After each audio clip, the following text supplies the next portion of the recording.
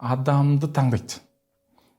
Мен тартымды адам болуым керек жетістік үшін. Тура солай мен ақша үшін де тартымды адам болуым керек. Иә?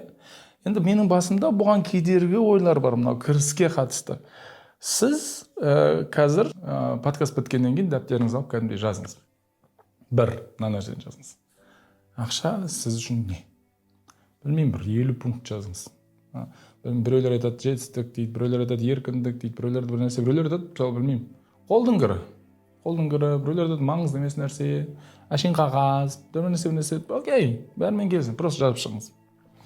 Сөйтіп өзіңіз бір қарап шығыңыз. Қанша пайыз сіздің ақшаға деген қатынасыңыз қандай? Сезіміңіз қандай? Енді егер де кішкентай кезімнен, енді менің балалық шағымда ақша ауыр нәрсе еді. Өте ауыр, жоқ.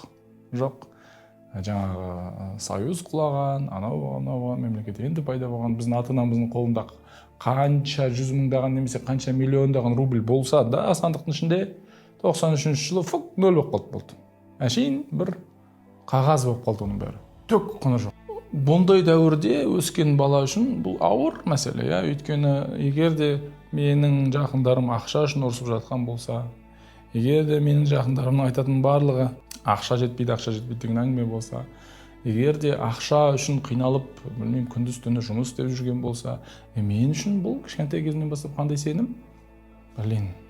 Ауыр, жаман, бұл болмаса екен деген сияқты. Енді сенім өте маңызды. Бірінші, кірістегі сенім. Ақша деген не?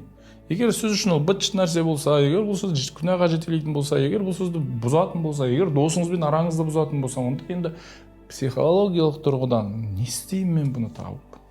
Құдай сақтасын. Я, құрсын, ақшасы ұрсын. Мен досымнан айырылатын болсам, не істеймін мен? Егер мен деген бұл мені бұзатын болса, не істеймін мен дейді.